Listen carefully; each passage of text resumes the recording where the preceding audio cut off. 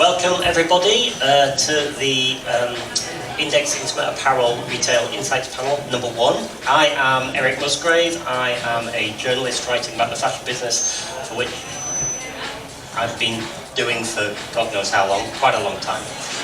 So I'm delighted to have with me two learned colleagues who I'm now going to invite to introduce themselves. Young lady?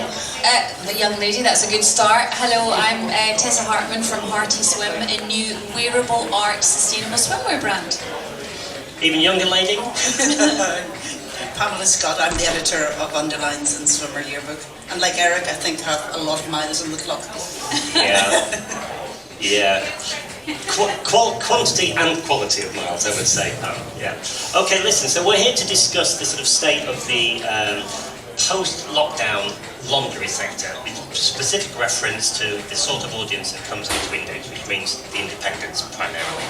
So, the thing what I'd like to kick off by saying is, we've been through an extraordinary 2.5 years, in every single way, as people, as a society, and certainly as a great fashion business, and then also when it comes down to the independent sector.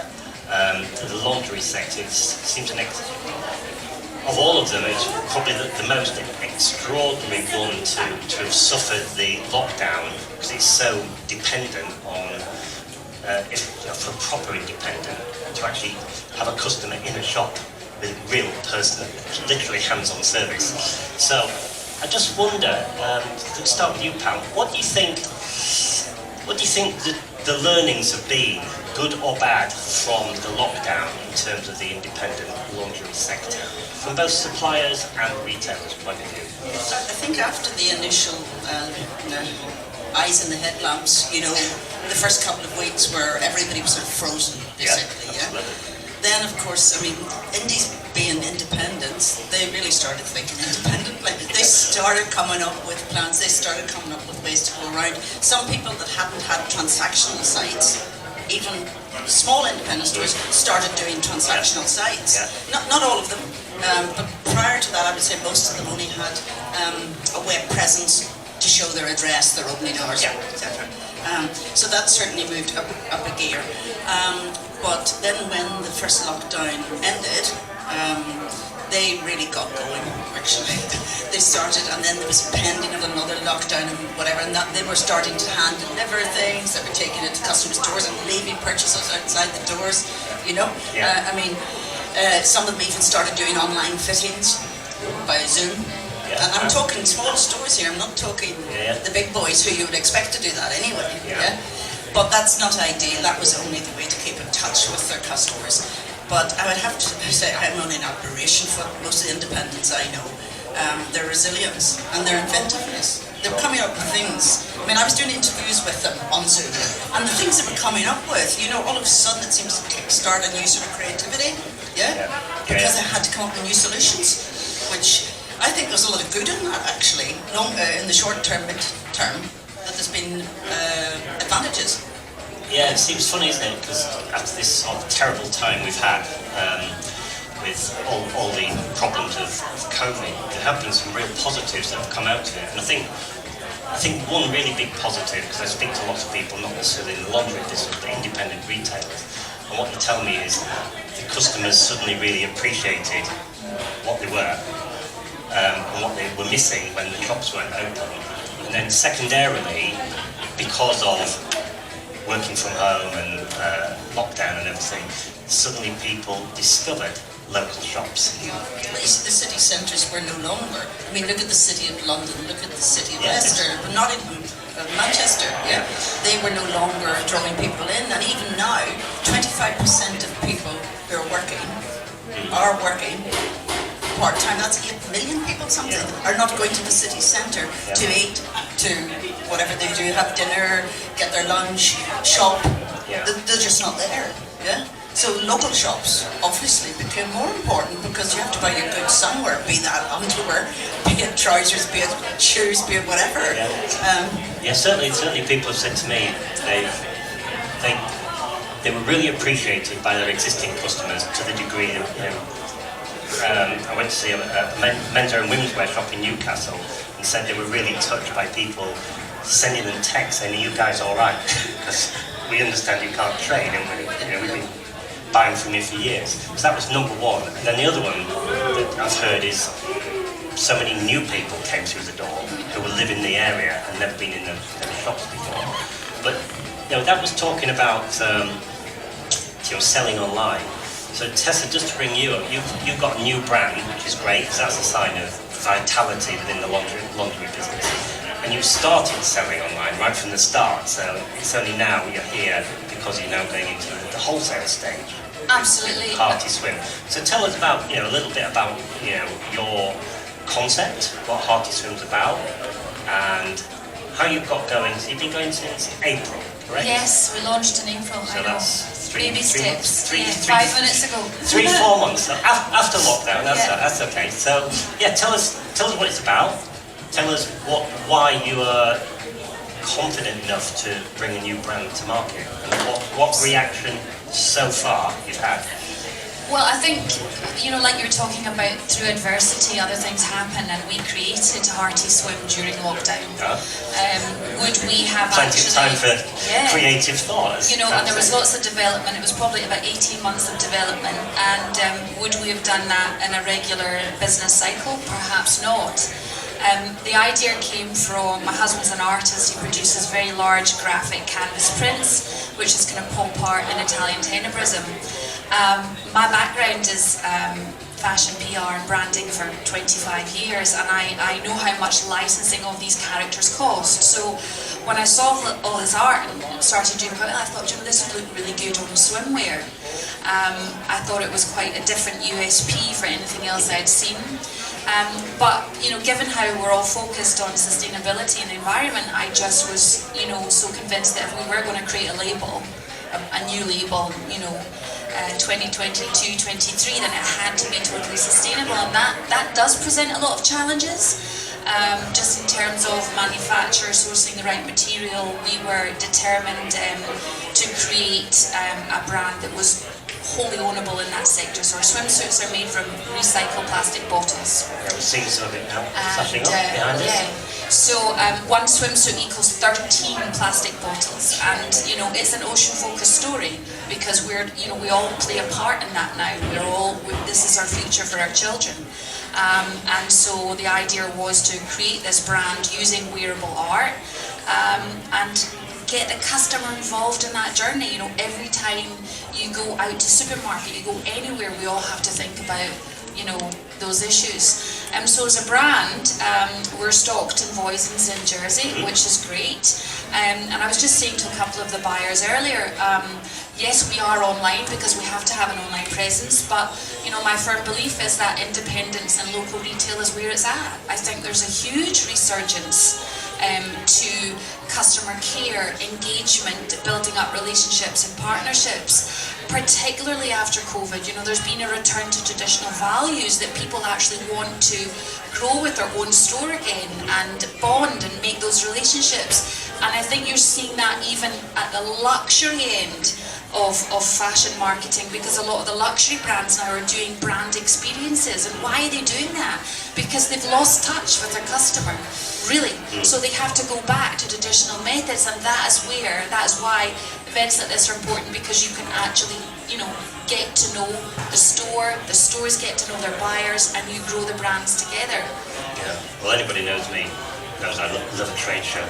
So this is a great way to spend a Saturday as far as I'm concerned. Pam, I just want to ask you something, another sort of effect or after effect of COVID and so on. Do you think the relationship between the independent laundry retailer and it's usually her, or almost exclusively her suppliers, has changed in any way? Well, I think there was, even before COVID, there was a lot of change going on with our department and chain store business. That was already, as we know, and it's been endlessly catalogued, British Home Stores, Arcadia, Outlet, all the big groups were downsizing, even then. And of course when COVID hit, they couldn't downsize quick enough, It does give the independents a challenge and a real opportunity, And I know people may think this is funny, but in a way, now, at this point in time, independents have never had it so good. Now is the time. They have been able to bring back the thing when we were sort of in, out of lockdown, it was, let's have an appointment system. Now this might seem like going back 30 years, which it is actually, but it meant that the customer had the one-to-one, loving it, and they're not going to come in and buy one £35 bra. Who would? Yeah? It's like going for a hair consultation or going for spa treatment or going for, that in itself is the experience, is going for a proper lingerie fit. 45 minutes or even longer if they can spare it. So although maybe you wouldn't have passing trade as such, I think the independents realised that working so closely with their customers that they could sustain a turnover. And it wasn't ideal, of course, not ideal, depending where you are and what town you're in, etc.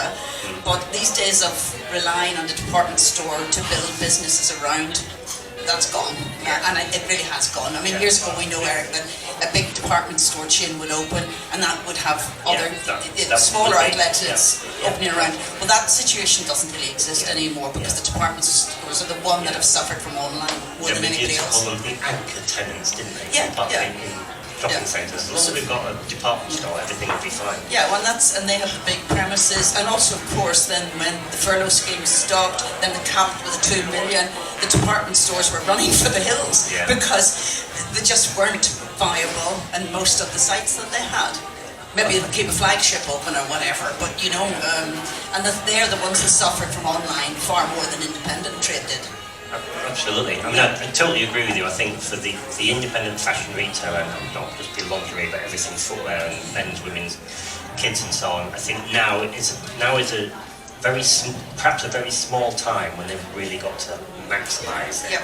And I think some of the things they ought to do is, number one, be confident and not apologise for whatever the price of their stuff is. And they should be confident in being recognised as an expert in whatever they're doing, in this case a very specialist area of lingerie, and they should be looking for things like some new product. Let's give it a try. Let's try hard to swim. They're giving something to the consumers that really isn't available anywhere else. And I'm talking intimate apparel only on this occasion. Indeed. This service, I don't really believe. I mean, you can talk about Marks and Spencer's, but that's not the same experience as going to your local independent apparel shop, if it's still there.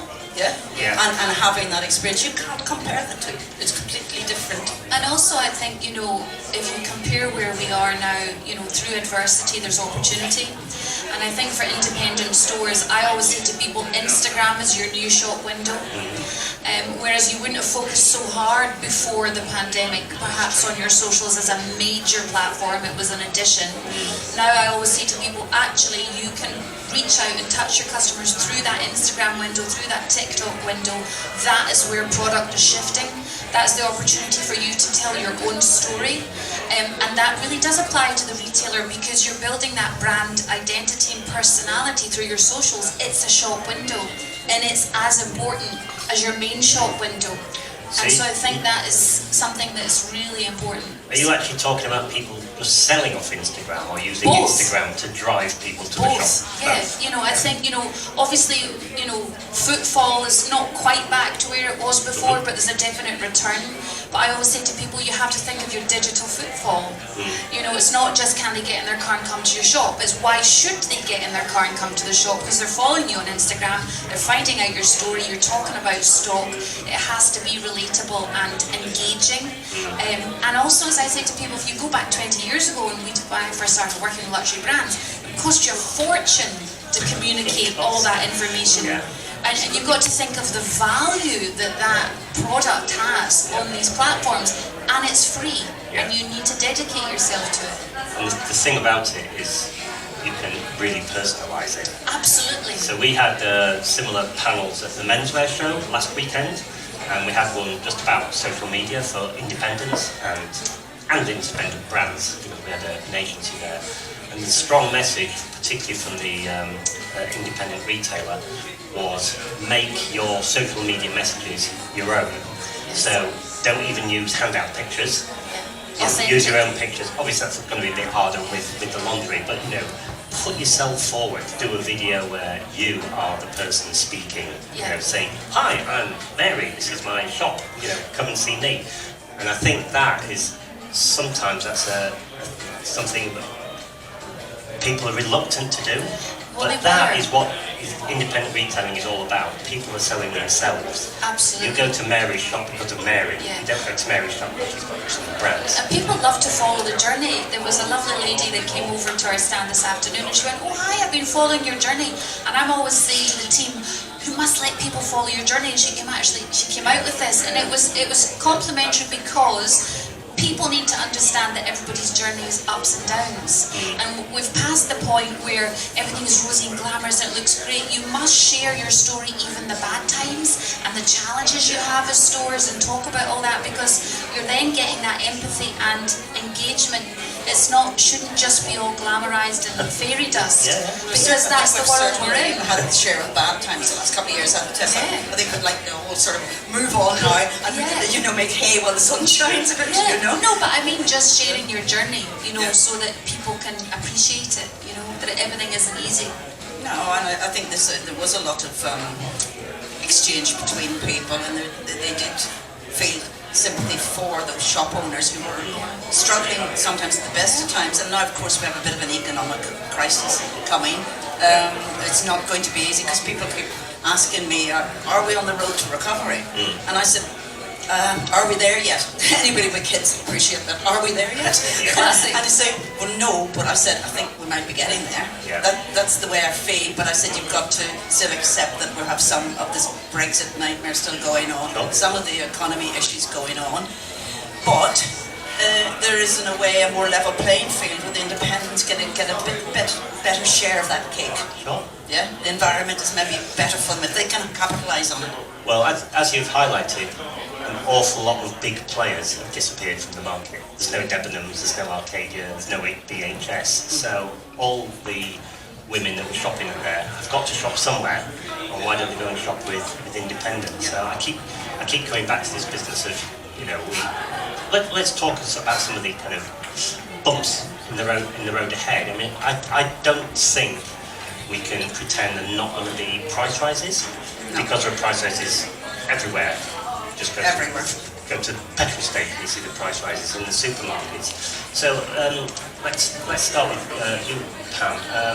What do you think over the next season or two, what sort of increases in wholesale prices do you think we're going to see? Oh, I don't know. Some have already started to increase, as you know, but they have certainly until we sort of said, well, the worst of COVID is over. Most of the brands tried to absorb. Yeah, they were already experiencing, I have to say this, with the brands. Yeah, but their businesses too, they can't absorb cost forever. Yeah, they tried to absorb it, but now, obviously, since about Christmas, they've had to save for the autumn-winter deliveries and for their own that they're going up. I haven't found this one rule. I mean, most people have tried to limit to between 5 and 10% that I know of. Yeah. Okay. So they maybe still taking a little hit themselves. Yeah. But the problem is, and what it's more, certainly the swimwear craze that we've had. Right. Swimwear is flying out of the stores, most of the shops I talk to anyway.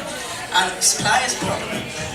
Supply, it's not just pricing, it's getting enough supply in at the time they need it, and now is the time they need it, because everybody wants to go on holiday, or is on holiday, or trying to get on holiday at the airport.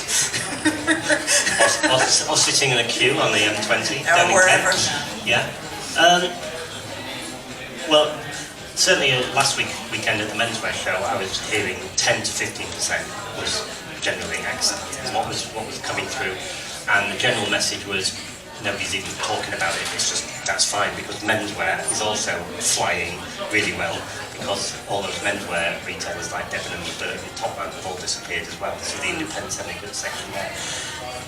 On that question of sort of pricing, and you're obviously manufacturing a long way away. Yes. So how easy or difficult is it to forecast what your costs are going to be? Because you're using a very sophisticated recycled fibre for the swimwear anyway.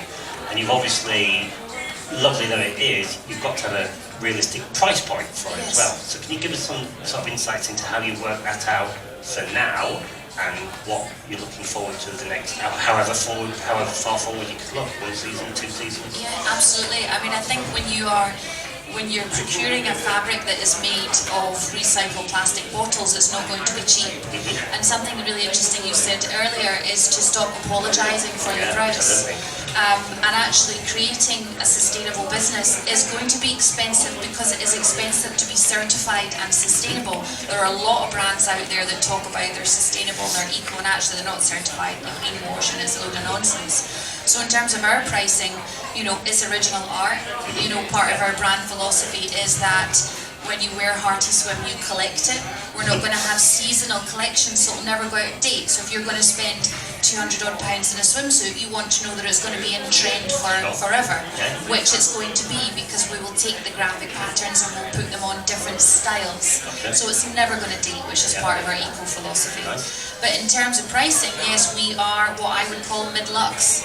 And to be sustainable is going to be expensive, and it's original art, and that's its USP, and we won't apologise for it. But what we will do is we'll grow with the retailer, and we are preparing for the future of shopping. You know, one of the interesting things actually was Pam that shared it with me earlier on in the week. There was a massive research out about, are people really invested in true sustainability? They're really going to start buying clothes and swimwear. And the values that came across were incredible, you know, because people are genuinely concerned. Where are they getting manufactured? Are they using child labour?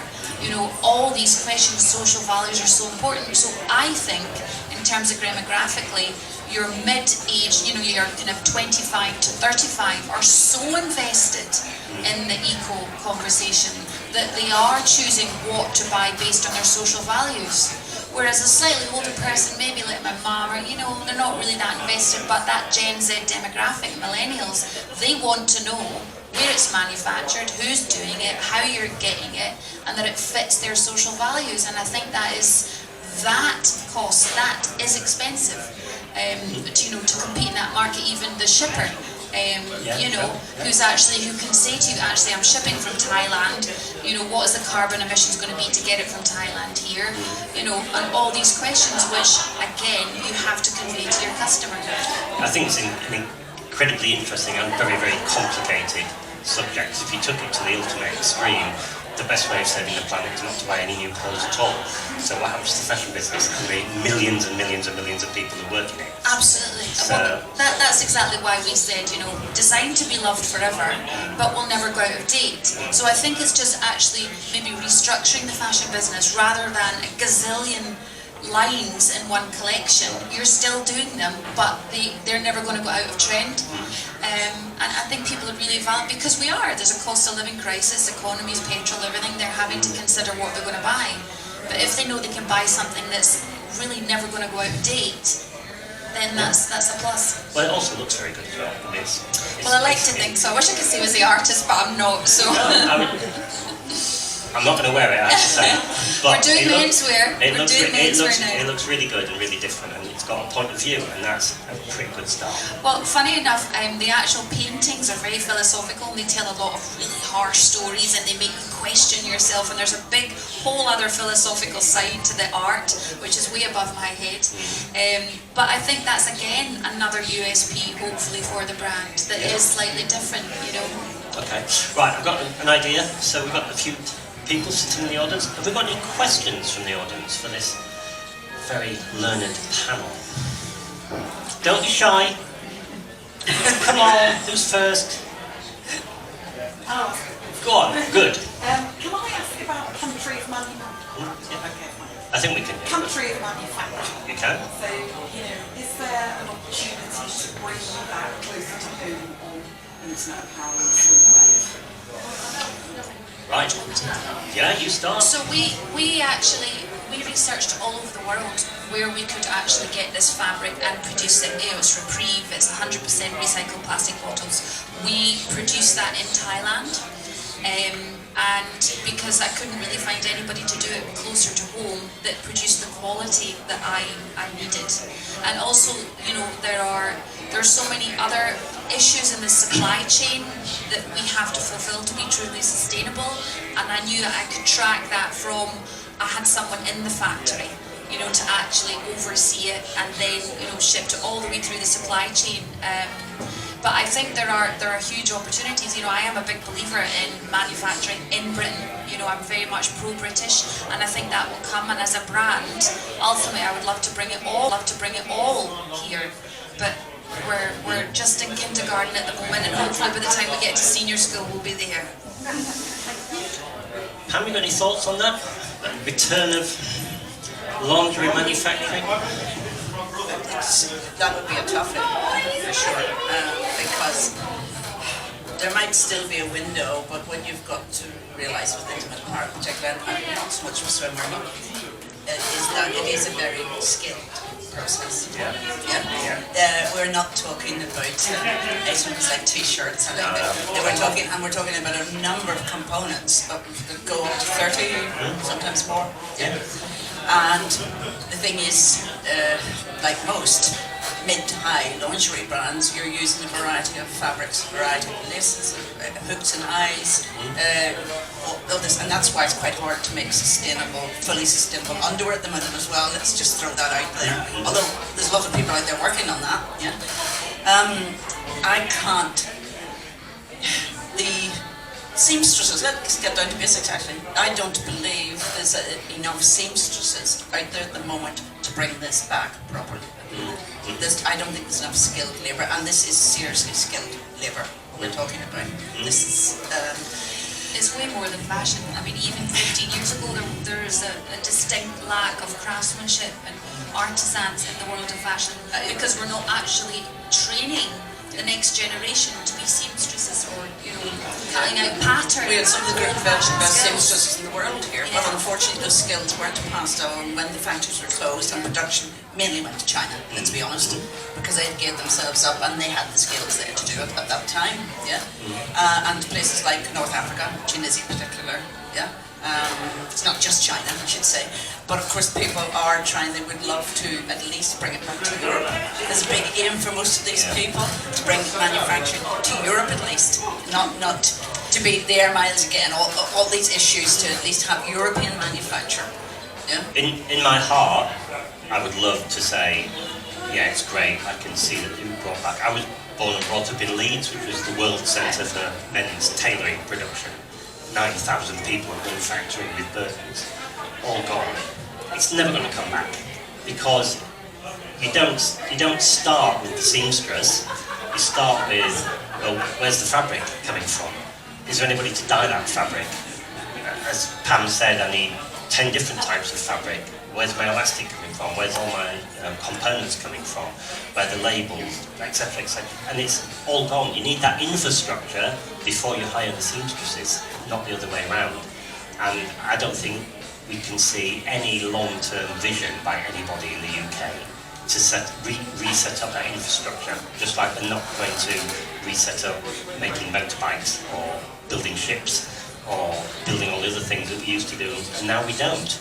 And on a heavy note, before we get onto the light stuff again, I mean, I think, you know, the war in Ukraine has shown how we just take things for granted, and it just needs one person who's not quite right, and suddenly our whole economic setup comes tumbling down.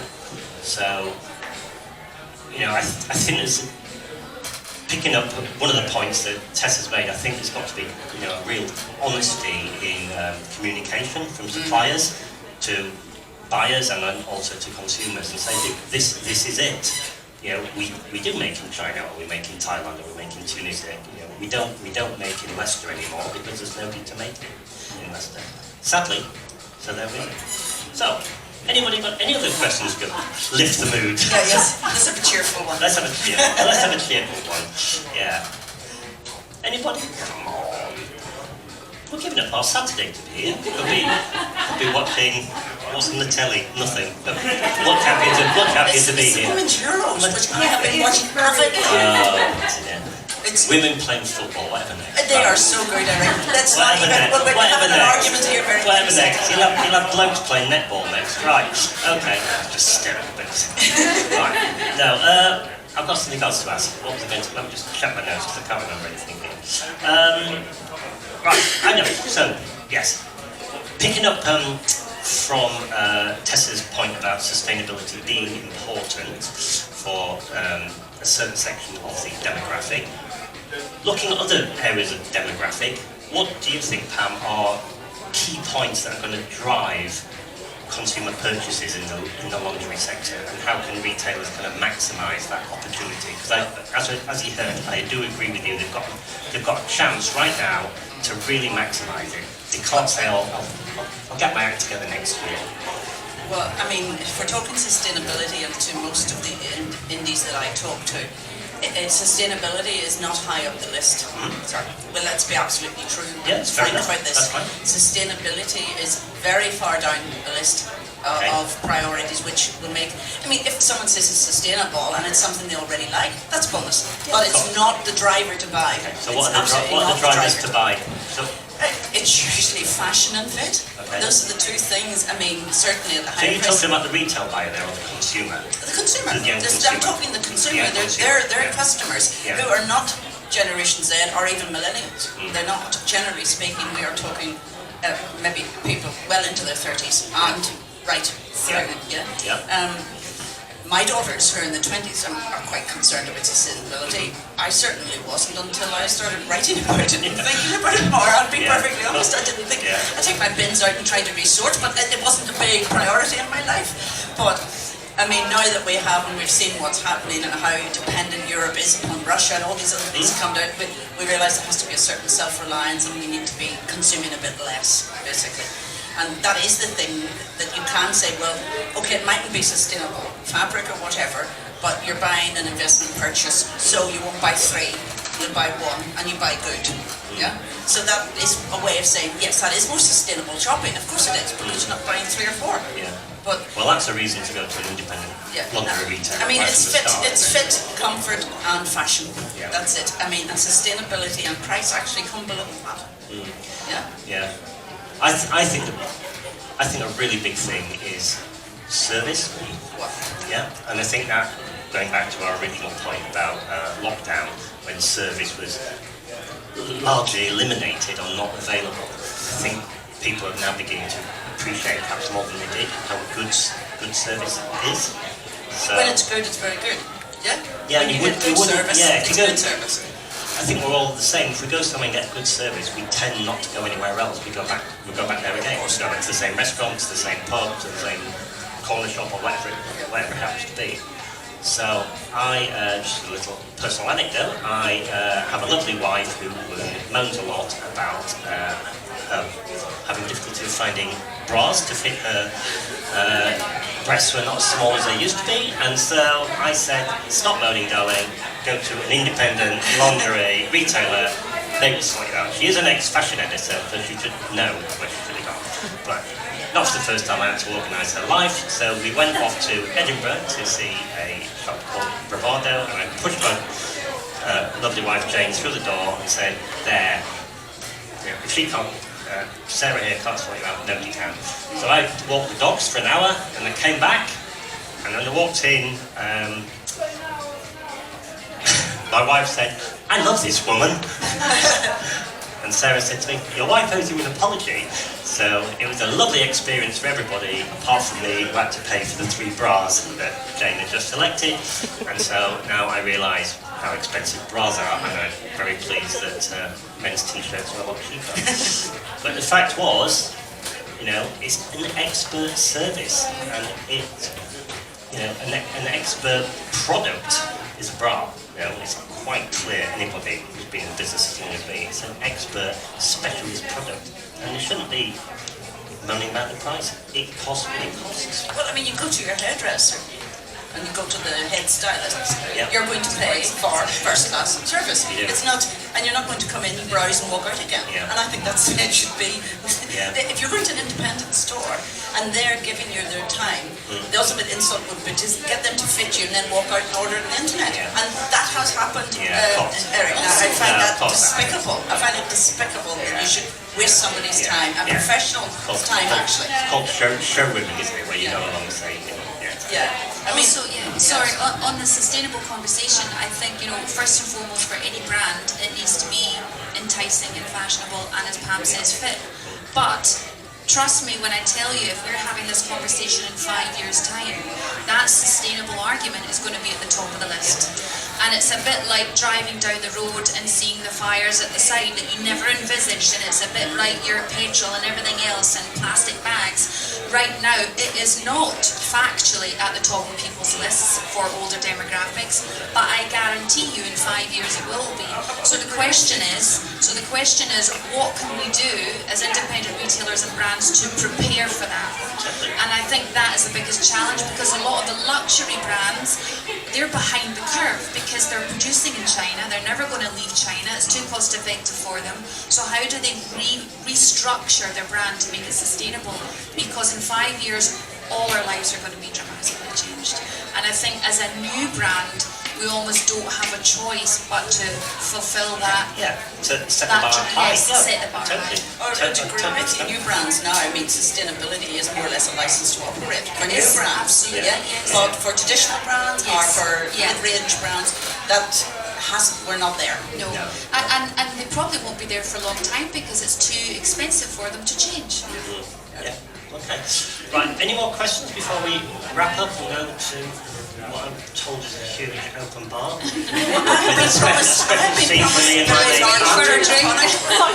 have been promised. Well, it's not huge, what it? No, she's let me We're off. Oh, right. Okay. We're off. Listen, folks, honestly, any more questions? Any more questions? Comments even? Can I just say thank you very much to Index Laundry for inviting me along here. I enjoyed being at Menswear last week, and I'm enjoying being at Index Laundry this week. So good luck tomorrow and the next day. I should be wandering around tomorrow. So, any final comments? No, I'm loving being here. I'm loving chatting to all the buyers, the independent stores. You know, for me, that's the future. I think it's great to get to know everybody and introduce our brand. So thank you for having me. That's right. And as a newcomer to the industry, Pamela. I don't care how long you are in it. This is the beauty about coming to trade shows. You'll always find something you didn't see before. And I always say you have to support your trade shows, because you come and always that thing you've missed, or that new thing that you would not have heard about, or you meet new people. And I mean, you just can't do that on Zoom. Let's be honest. You can't cultivate a new relationship on Zoom. Let's be honest. Long may it continue. Right, we're done. Thank you very much, folks. Thank you.